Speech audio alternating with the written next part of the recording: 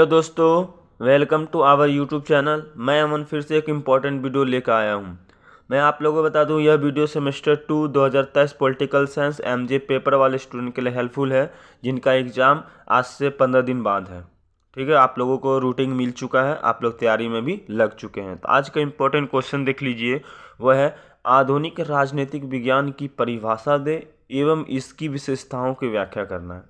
मतलब आधुनिक राजनीतिक विज्ञान क्या है भाई, और इसकी विशेषता आपको बताना है। ठीक है, आपका लगभग ये 15 से 20 मार्क्स का क्वेश्चन आएगा एग्जाम में। आपको तब क्या करना है, तो सबसे पहले परिचय से आंसर लिखना है। मैं अपने बारे में थोड़ा बता दूं, मैं अभी दिल्ली में हूं, ऑफलाइन दृष्टिया इसमें क्लास कर रहा हूं और आप लोगों के डिमांड पे यह क्वेश्चन और वीडियो मैं बना रहा हूं ताकि आप सभी स्टूडेंट के हेल्प हो सके। और आप लोगों का काम यही है कि अगर किसी के पास ये चैनल नहीं है उनको शेयर तक करके पहुँचा दीजिए। ठीक है, चलिए देखते हैं सबसे पहले परिचय।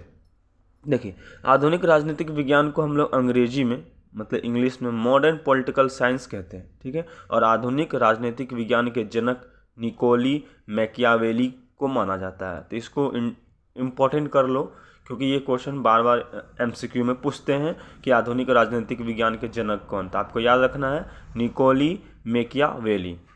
और इसमें आधुनिक राजनीतिक विज्ञान की बात करते हैं और यह पूरी तरह परंपरावादी राजनीतिक विज्ञान से अलग है। परंपरावादी राजनीतिक विज्ञान क्या था, मैं उसको पढ़ा दिया हूँ, वो उससे ये पूरी तरह अलग होता है। ठीक है, उसको भी जाकर वीडियो में देख सकते हैं। ठीक है, चलिए आगे देखिए, परिभाषा इसका देख लेते हैं। आधुनिक राजनीतिक विज्ञान राजनीति का व्यवस्थित वैज्ञानिक और विश्लेषणात्मक अध्ययन है। और मतलब विश्लेषणात्मक मतलब इम्पोर्टेंस अध्ययन है। ठीक है, इसको तोड़ तोड़ के याद कीजिए। देखिए, यह समाज में शक्ति, अधिकार, शासन, नीति निर्माण, सरकारों और नागरिकों के बीच संबंधों को समझने पर केंद्रित होता है। मतलब इसके संबंध बीच के रिलेशन को ये समझता है। और यह सामाजिक, आर्थिक और सांस्कृतिक संदर्भों में राजनीतिक के व्यवहारिक और सैद्धांतिक की जांच करता है। व्यवहारिक को भी जांच करता है और सैद्धांतिक तत्व को यानी पक्ष को भी क्या करता है, जांच करता है। ठीक है, चलिए आगे देखिए। आधुनिक राजनीतिक विज्ञान के प्रमुख चिंतक जो थे, पहले David Stern, Gabriel Almond, Harold Lasswell और रॉबर्ट डलहल ने इस वैज्ञानिक दृष्टिकोण को परिभाषित किया है। मतलब ये सब वैज्ञानिक जो है, विद्वान जो है ये आधुनिक दृष्टिकोण को समर्थन करते थे। इसमें जब हम एक का लिख दिए हैं डेविड स्टर्न का परिभाषा, आप लिख सकते हैं, लिखना चाहते हैं। ठीक है, कि जैसे डेविड स्टर्न क्या कहते हैं कि राजनीतिक विज्ञान राजनीतिक विज्ञान से जुड़े निर्णयों को उनके परिणामों का व्यवस्थित अध्ययन करता है। तो जो इसका परिणाम है उसको व्यवस्थित रूप से अध्ययन करते हैं। ठीक है, अब हम लोग देख लेते हैं आधुनिक राजनीतिक विज्ञान की विशेषताएं, जो क्वेश्चन के अनुसार था। पहला पॉइंट लिखिएगा, व्यवस्थित अध्ययन। मतलब आधुनिक राजनीतिक विज्ञान अनुभवजन्य और वैज्ञानिक दृष्टिकोण को अपनाता है। ठीक है, यानी मतलब ये थोड़ा वैज्ञानिक दृष्टिकोण पर आ जाता है। और यह केवल विचारधाराओं तथा सीमित नहीं, बल्कि राजनीतिक के व्यवहार और व्यवस्थापिकाओं का अध्ययन करता है। ठीक है, व्यवहार के साथ व्यवस्थिकाओं का भी करता है, वास्तविकताओं का भी अध्ययन करता है। ठीक है, ये इसका फर्स्ट पॉइंट था। दूसरा देख लो, अनुभव आधारित। अनुभवजन्य विधियों जैसे सर्वेक्षण, साक्षात्कार और सांख्यिकी तकनीकियों का उपयोग करके राजनीतिक घटनाओं का क्या करता, अध्ययन करता। ये सब पॉइंट है भाई, इसका विशेषता है।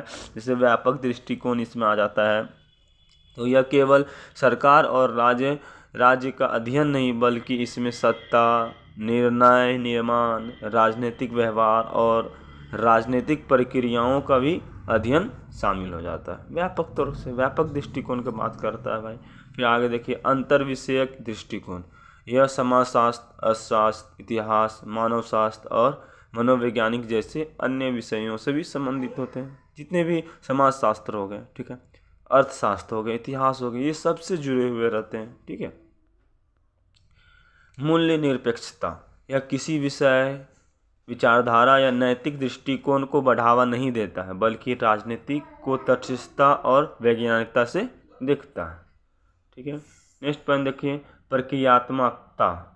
आधुनिक राजनीतिक विज्ञान सत्ता, संघर्ष और सहयोग की प्रक्रियाओं का अध्ययन करता है और इसमें संस्थाओं के बजाय राजनीतिक प्रक्रियाओं का गतिविधि पर जोर देता, मतलब संस्था पर नहीं, राजनीतिक गतिविधि जो होगा उस पर जोर देगा। फिर नेक्स्ट देख लीजिए, तुलनात्मक दृष्टिकोण, मतलब विभिन्न देशों और संस्कृतियों की राजनीतिक प्रणालियों और व्यवहारों का तुलनात्मक अध्ययन करता है, मतलब एक जगह से दूसरे जगह का तुलना करेगा कि भाई कौन सही है कौन गलत है, उस पर ये अध्ययन करता है। ठीक है, आगे देखिए, सत्ता और अधिकार का अध्ययन। राजनीतिक का मुख्य उद्देश्य सत्ता का अध्ययन करना है। इसमें सत्ता के स्रोत, प्रकार, वितरण और उपयोग की प्रक्रियाओं का भी विश्लेषण करता है। ठीक है, आगे देखिए, नवीन दृष्टिकोण और तकनीक।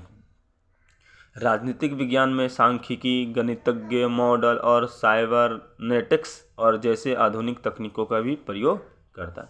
तो ये इतने 9 इनके विशेषताएं थे जो आप लोगों का हर कॉमन बात लिखा हुआ जो आप लोगों को समझ में आ गया, 9 याद कर लीजिए, हो जाएगा। 9 पॉइंट याद कीजिए, उससे आप तो लिख ही लेंगे, है ना।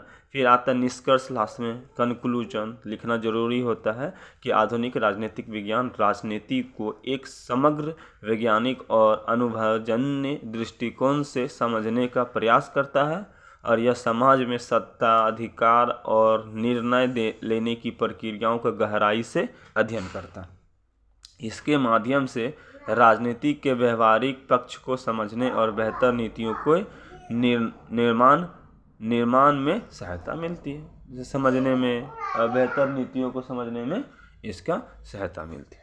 इस तरह से इस क्वेश्चन का आप लिखिए, आपको 20 में 20 नहीं तो 15 आपको पक्का मिलेगा। और इसका PDF प्राप्त करने के लिए टेलीग्राम में या तो व्हाट्सएप में आप ज्वाइन हो सकते हैं। सभी दोस्तों को भी शेयर कीजिए ताकि सबका हेल्प हो सके। फिर मिलते हैं नेक्स्ट वीडियो में, तब तक के लिए बाय बाय, जय हिंद, जय भारत।